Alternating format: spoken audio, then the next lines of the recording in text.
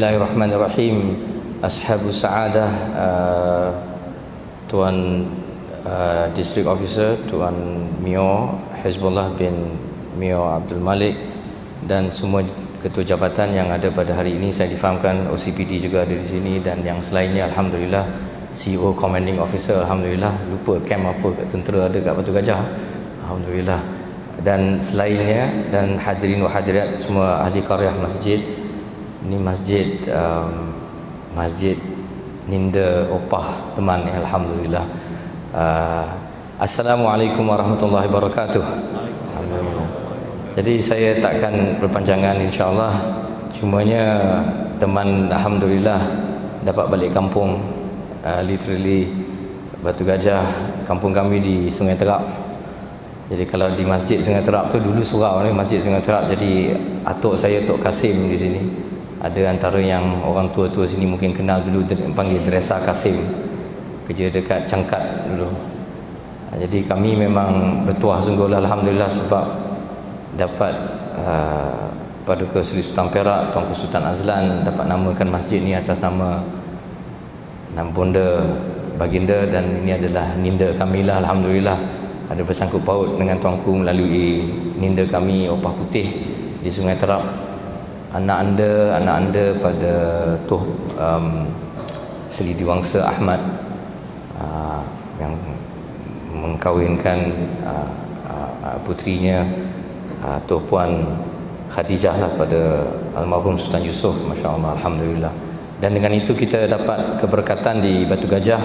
Masjid daerah ni salah satu masjid yang sangat special, sangat Masya Allah. Ni macam kalau tak dapat nak pergi ke negeri Istanbul ataupun Isfahan di Turki ataupun negeri Iran pun, Alhamdulillah, tak dapat lah kalau kita dapat simpan duit RM600 ke berapa kalau nak pergi Istanbul ataupun ke negeri Iran, mungkin RM1000 kot. Alhamdulillah, saya kagum, Masya Allah, selalu kalau masuk dalam masjid ni. Ini antara satu-satunya masjid daerah ada eskalator.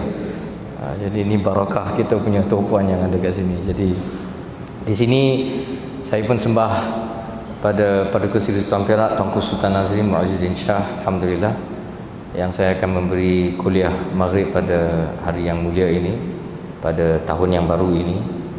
Dan Baginda Sultan, Alhamdulillah, menyampaikan saya membawa salam Baginda pada hadirin wa hadirat sekalian pada malam yang bermakna ini, Alhamdulillah. Jadi betul-betul lah balik kampung kalau macam tu. Jadi saya pun bila Tuan D.O ni, yang seorang Tuan D.O yang sangat proaktif, bila dia dapat dengan mukhabarat dia, risikan dia, tak tahu special branch tolong ke atau military intelligence ke, tahu bila saya di Malaysia, tahu dia minta saya datang balik kampung kalau boleh. Dan memang saya balik ke Perak pada 2 hari ini. Ada sikit urusan tuanku, sibuk sikit, tapi dapat juga balik kampung lah, Alhamdulillah. Jadi saya takkan nak cakap panjang, kecuali dalam kuliah ini saya bila tanya Tuan D.O apa yang mahu diperkatakan. Dan di sini saya rasa bila Tuan D.O kata tahun 2022 ke mana langkahnya, ini tajuk yang diberi pada malam ini. Saya, Masya Allah, dapat solat di kampung ni. Saya teringat itu sebabnya bila kita buat wirid tadi, style saya lah kalau di Oxford, kalau kita berzikir, dia ada 2 jenis zikir yang patut kita buat. Yang tadi itu kita panggil zikir rohani, iaitu zikir di mana kita boleh buat macam kalau di sini saya harapkanlah masjid ni, contohnya kalau pada malam Jumaat esok kan, kita harapkan buat tahlil, baca Yasin, buat berzikir ramai-ramai, jama'i, bermasyarakatan, Alhamdulillah, dapat makan bersama-sama. Ini cara orang Islam. Dan pada siapa yang susah sikit nak join, sebab kalau dia kata bid'ah ke haram ke apa, itu dia punya pendapat. Tetapi Paduka Seri Sultan dan di negeri ini kita memang benteng ahli sunnah wal jamaah ini antara perkara yang kita amalkan dan boleh diamalkan. Dan jangan risau dan jangan takut-takut, dan patut diamalkan. Janganlah kita lari daripada budaya kemasyarakatan kita. Bila orang mula kata dah tak boleh nak duduk bersama-sama berzikir, contohnya, bukan saja sebab Covid, sebab agama, nanti memporak-perandakan masyarakat kita. Jadi saya minta jasa baik siapa PTA kat sini. Tak ada PTA tak datang malam ni. Pegawai takbir agama, pastikan ada, Alhamdulillah, Alhamdulillah. Jadi pastikan supaya aktiviti-aktiviti kemasyarakatan. Seperti saya ingat kalau di Batu Gajah dulu memang lazim lah, alhamdulillah, memang tak ada masalah. Saya kalau solat di Masjid Sungai Terap tu, lepas kalau solat maghrib macam hari ni memang kita buat latifiyah macam tadi. Sekarang ni orang dah makin malas nak buat latifiyah macam tadi tu, dah tinggal bila bulan Ramadan tarawih je buat. Tak apalah, at least adalah juga buat. Tapi ini antara perkara yang kita harus jangan tinggalkan. Bukannya kita nak kata wajib, tetapi dalam masyarakat kita, seperti Imam Syafi'i sendiri, imam mujtahid kita, kata dalam kitab karya agungnya contohnya, dia kata bila kita buat wirid ni, bila wirid Quran, kenapa sebab jahran li ta'limin nas, supaya kita dapat ajarkan anak-anak kita. Saya faham bila saya duduk di bandar Oxford mengaji dan mengajar di sana, orang di sana bukan Islam yang banyak, dan orang Islam yang ada di sana bukan daripada kalangan orang Melayu contohnya. Ini daripada kalangan internasional, daripada dunia Islam, daripada orang Pakistan, daripada orang Arab. Saya menjadi imam di sana contohnya, dan orang putih yang ada di sana. Ini antara amalan-amalan yang mereka sendiri suka nampakkan bila kita buat majlis macam ni, dengan wirid yang kita buat contohnya, dengan latifiyah yang kita buat, dan tahlil yang kita buat. Jadi jangan malu-malu, jangan segan silu. Jangan dengar-dengar kadang-kadang ustaz-ustaz yang datang dari Timur Tengah kadang balik kata, oh benda ni bid'ah pula. Macam mana ni? Hantar jauh-jauh balik borak-peranda untuk keluarga kita. Jadi di sini kita harus dengar, dan dengan nasihat tok guru orang tua kita. So kalau mufti kita, ulama-ulama kita tidak ada masalah buat perkara ini, samalah juga orang Islam lain. Saya dulu mengaji di Maroko atau di Syria contohnya, memang ulama di sana pun dan orang di sana pun buat begitu. Jadi jangan risau, kita bukan seorang. Tetapi ini satu aktiviti zikir rohani seperti yang kita selalu buat, lazim buat lepas solat, alhamdulillah. Tetapi kita harus imbangkan juga. Kadang-kadang kawan-kawan kita yang selalu yang attack, kata tak boleh buat yasin ke tahlil ke ni, dia duk kata kita patutnya buat ceramah, patutnya bagi pengisian, bagi tazkirah, bagi tausiah macam tu. Iaitu apa yang saya panggilkan zikir ilmi. Jadi kalau tadi zikir rohani, yang lagi satu mazhab lagi satu kata patut buat zikir ilmi. Alhamdulillah, bagus juga, baik juga, elok juga. Kalau dulu di Batu Gajah contohnya, saya ingat kalau di Kampung Sungai Terap tu, kalau di masjid sana ada juga kadang-kadang buat zikir ilminya. Tetapi hanya bila ada orang yang bertauliah, tok guru datanglah mengaji contohnya. Tapi lebih elok, lebih baik daripada nak bergaduh antara zikir rohani dengan zikir ilmi, buat dua-dua. Jadi pada malam ini alhamdulillah Tok Imam, majlis tadi ada zikir rohani kita, ini sekarang zikir ilminya. Jadi separuh-separuh insya-Allah sebelum Isya. Jadi dengan itu kita dapat keberkatan untuk orang Islam, dengan ilmu yang kita pelajari, supaya kita dapat mengaji jauh-jauh insya-Allah, daripada Batu Gajah ke Oxford insya-Allah satu hari nanti. Untuk kita doakan cucu-cucu kita insya-Allah untuk belajar gigih dalam hal itu. Di sini Tuan Dio dan Tok Imam, hadirin wa hadirat sekalian rahimakumullah, sekadar peringatan untuk saya.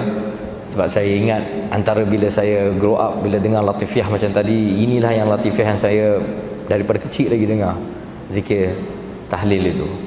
Janganlah kita lupa, sebab bila kita dapat keluar negara dan di perantauan pun, alhamdulillah inilah antara amalan-amalan kita yang soleh, yang kita harapkan yang Allah Subhanahu Wa Taala terima, yang dapat memberi kita ismah dan yang memberikan kita protection, yang memberi kita penjagaan bila kita terutama sekali bila kita dihadapi oleh bak kata Allah ya hampir ramli, cobaan, dugaan, ujian hidup.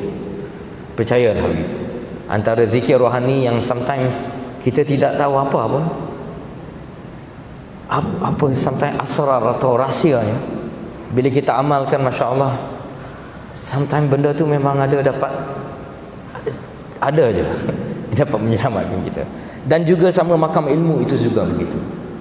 Adalah penting untuk kita mengaji sampai kita dapat memantapkan agama kita dan amalan kita dengan ilmu, supaya kita tidak hanya solat contohnya, dengan membaca bacaan solat itu dengan tidak faham maksud solat itu. Dan ini antara amaran keras Imam Al-Ghazali, Imam Agung kita radhiyallahu anhu, Hujjatul Islam. Apabila kita mengamalkan amal ibadat kita tanpa kita faham asrar, rahsia dan maksud atau maqasid, maksud sebenar di sebalik amal ibadat kita. Jadi inilah dalam zikir ilmu kita pada malam ini, selepas zikir rohani tadi, cuma nak mengingatkan diri saya sendiri, kalau kita mahu mengikut secret of success the year 2022, ke mana langkahnya. Selepas tahun lepas kita dah nampak apa? Kita dah melalui beberapa balak, sudah melalui beberapa ujian yang Allah Subhanahu Wa Taala hantarkan pada kita semua. Satu dunia, bukan saja di Malaysia. COVID-nya satu. Itu memang dah tak usah cakap lah.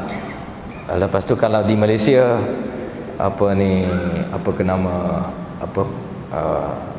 fitnah sia-sianya. Dalam 3 tahun ni kita dah ada pertukaran 3 Perdana Menteri.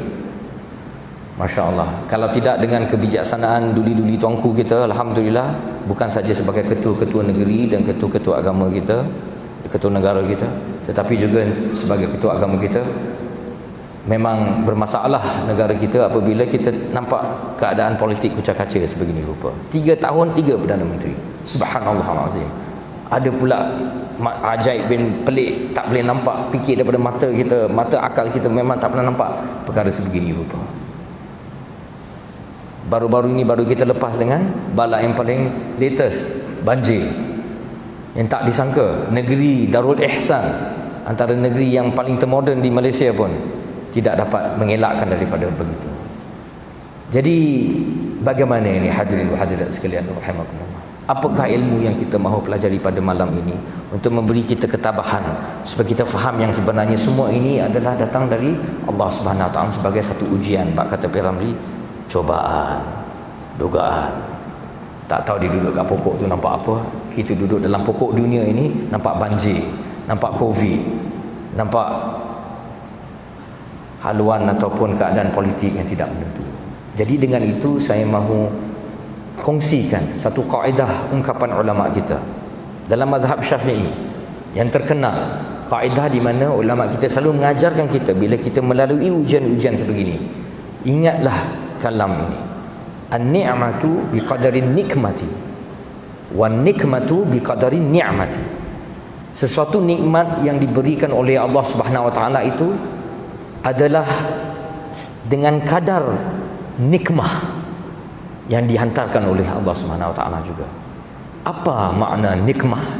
Dalam bahasa Arab ejaan dia nun qaf mim ta marbutah. Nikmah. Kalau tadi nikmat nun ain mim ta marbutah. Nikmat maknanya blessing dalam bahasa orang putih. Barakah, something yang bagus yang kita dapat dari Allah Subhanahu. Nikmah nun qaf mim ta marbutah adalah mukabil dia, opposite dia. Kata lawannya. Itu sebabnya kadang-kadang tak tahulah antara fitnah bahasa baku ni, saya kata antara the unintended consequence of bahasa baku, antara di akibat buruk, bukan saya kata bahasa baku tu buruk langsung semua, antara akibat yang kalau kita tak peka dalam bahasa Arab. Ejaan sekarang dalam Rumi kalau nak baca nikmat yang Allah bagi kita, nikmat yang baik, macam mana ejaan nikmat tu? Sebenarnya dalam bahasa Arab nun ain mim ta marbutah, dah sekarang dah jadi kalau bahasa baku nun m n n i k m e t.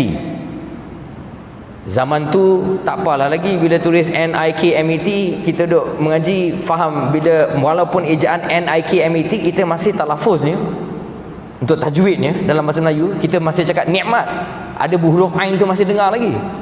Tapi lambat laun ni kadang-kadang budak-budak kita yang pergi sekolah, kalau ada guru dia dah tak betul, dia cakap nikmat. Nikmat, ain dia dah hilang, dah jadi macam huruf qaf dah atau huruf kaf. Nikmat. Maksud nikmat ni yang tanpa ain ni maksudnya buruk. Maksudnya buruk, bukannya baik.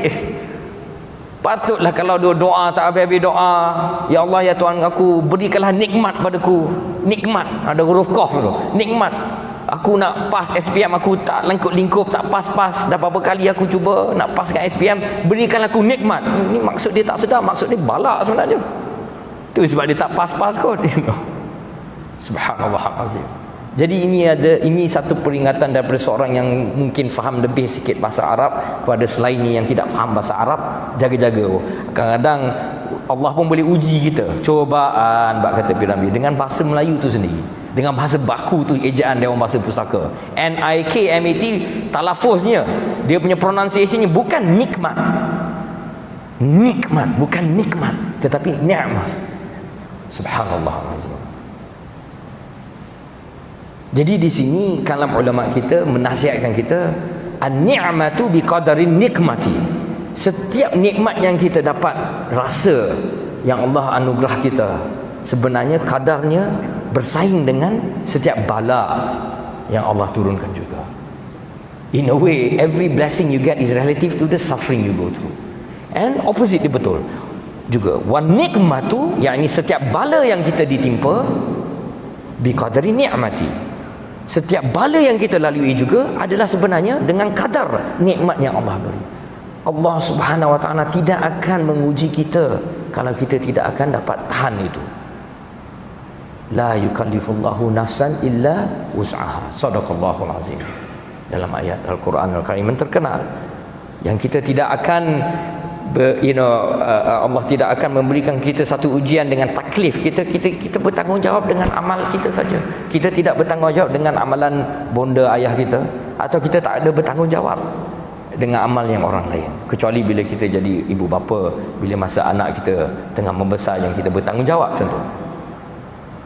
Jadi di sini hadirin wa hadirat sekalian rahimakumullah, kita harus fahami di mana apabila Allah Subhanahu wa taala uji kita, sebenarnya ada bermacam-macam lain yang berlaku di sebalik tabir yang kita tak nampak, yang mungkin menghilangkan dosa kita contohnya, yang mungkin membuatkan kita lebih peka kalau macam isu politik contohnya. Baru kita sedar di mana kuasa eksekutif itu, di mana kuasa legislature itu, di mana kuasa judiciary itu. Kalau bab ni dalam bab orang Amerika dia kata first estate, second estate, third estate contohnya. Dan di mana kalau di Malaysia ni kita faham fungsi dan peranan yang dimainkan oleh duli-duli yang amat mulia, Paduka Seri Sultan negeri masing-masing, sebagai zero estate, penaung atau payung negara itu. Kalau tidak kerana ada politik kucak-kacir ni, kita mungkin tidak peka. Jadi ini antara an-ni'matu, bala yang diturunkan kepada kita, baru biqadari ni'mati. Bila kita faham akan itu, baru kita dapat naik, rise above, orang putih kata rise above the din, rise above the kekotoran yang ada di dunia ini. Sama dengan COVID. Sama dengan COVID. Bila kita melalui fitnah COVID, baru kita tahu, dapat duduk semayang satu keluarga bila masa lockdown tu, baru tahu macam mana. Subhanallah azim. Barulah ayah tunggang terbalik nak jadi imam, tak tahu nak jadi imam macam mana, nak baca khutbah tak tahu baca khutbah macam mana. Sebelum ni tak pernah nak jamaah tu kata. Subhanallah azim. Dan banjir ila akhiriha dan selainnya. Jadi di sini hadirin hadirat sekalian rahimakumullah, sesuatu yang kita harus ingatkan diri kita sendiri, setiap ujian yang Allah Subhanahu wa taala beri ada setimpal dengan setiap nikmat yang Allah Subhanahu wa taala beri adalah setimpal dengan bala yang Allah Subhanahu wa taala turunkan. Dan opposite dia juga betul. Inilah apa orang Islam kata sunatullah. Apa kalau orang yang bukan agama Islam, dalam agama Hindu contohnya panggil, atau Buddha panggil, inilah karma contohnya. Ini maksudnya di sini. Inilah di mana kita harus bersyukur bila kita dapat nikmat dari Allah. Tetapi bila kita dapat nikmah, bala daripada Allah, kita harus juga belajar bersyukur untuk nampak hikmah di sebaliknya. Tetapi nak belajar bersyukur tu yang susah. Itu dia yang susah sebenarnya. Jadi di sinilah saya nak akhirkan sebelum azan isyaknya di sini, untuk kita balik dengan homework. Sorry lah, ni orang datang dari Oxford nak bagi homework ni balik untuk ingat. Dalam bahasa Arab simple balik ni. Lepas ni ada masjid ni ada mengaji bahasa Arab ke? Alhamdulillah ada mengaji ke apa ke dalam kuliah. Imam Jurjani again dalam antara imam terkemuka dalam mazhab kita, mazhab Syafi'i. Alhamdulillah hebat mazhab ni. Sebagai-bagai imam keluar dalam mazhab ni. Imam Jurjani pada kurun pertengahan, dia tulis dalam kamus dia, beza asyakiru dengan asyakur. Orang yang berterima kasih, syakir. Apa beza dia dengan makam asyakur? Orang yang lebih berterima kasih. Imam Jurjani kata asyakiru fahuwa yashkuru ala ni'mah. Orang yang bersyukur bila Allah Subhanahu wa taala turunkan nikmat. Dia ni orang yang syakir, orang yang berterima kasih. Tetapi makam yang lebih tinggi adalah asyakur. Orang yang betul-betul berterima kasih, man huwa fahuwa yashkuru alal bala. Orang yang berterima kasih apabila bala turun di depan mata dia. Itulah makam yang seharusnya kita capai. Inilah makam baginda Rasulullah sallallahu alaihi wasallam. Afala an akuna abdan syakuran, dalam sabda baginda yang paling terkenal. Apabila Sayyidatina Aisyah radhiyallahu taala anha tengok baginda Rasulullah semayang qiyamul lail tak habis-habis, sebagai baginda Nabi yang ghafarallahu laka min dzambik, semua dosanya akan kalau ada dosa pun tak ada dosa, ini semua hilang. Jadi dah baginda Rasulullah Nabi kita yang ismah, yang tak ada dosa, dah ada garanti paradise, tapi solat macam as if berdosa. Macam mana ni? Siti Aisyah tanya baginda Rasulullah SAW, apa jawapan baginda? Afala an akuna abdan syakuran, tidakkah boleh aku menjadi seorang hamba yang betul-betul syukur syakur? Jadi disitulah homework kita malam ini dalam bahasa Arab, balik-balik asyakiru wasyakuru. Tafakur dalam zikir ilmu ini, perbezaan antara syakir, makam syakir, dan makam syakur. Aqulu qauli hadza astaghfirullah li wa lakum wa lisairil muslimin min kulli dzamb. Insyaallah hadhihi kifayah, cukuplah kuliah kita maghrib pada malam ini, sebab saya nak imbangkan zikir rohani kita. 20 minit tadi kena imbang dengan zikir ilmi kita 20 minit juga. InsyaAllah pada masa yang lain, bila saya insyaAllah Tuan D.O, Tok Imam, kalau ada kita boleh buat kuliah lebih. Kalau nak betul-betul 1 jam, kita boleh datang lagi sekali insyaAllah. Jadi saya mohon ampun dan maaf kalau logat saya kerap berbenar. Maaflah, maklumlah, teman masih lagi di perantauan, belum lagi balik kampung betul-betul. InsyaAllah bila di persaraan, bila dapat balik, tuanku Sultan selalu joke dengan saya, kata saya ni OBG Oxford. Bukan. Jadi itu dah kena tegur macam tu. Jadi kena fikir juga bila nak balik Malaysia betul-betul insya-Allah. Jadi doakan insya-Allah untuk keselamatan keluarga saya, dan untuk tuanku kita, dan untuk negeri kita insya-Allah. Kita doakan insya-Allah supaya Allah Subhanahu wa taala lanjutkan usia baginda Tuanku Sultan Nazrin Muazzuddin Shah Ibn al-Marhum Sultan Azlan Muhibbun insyaallah maghfurlah, wa tawil umruhu fil iman ma'al iman bil iman, warzuqhu minal halal wa jani' wanil haram. Semoga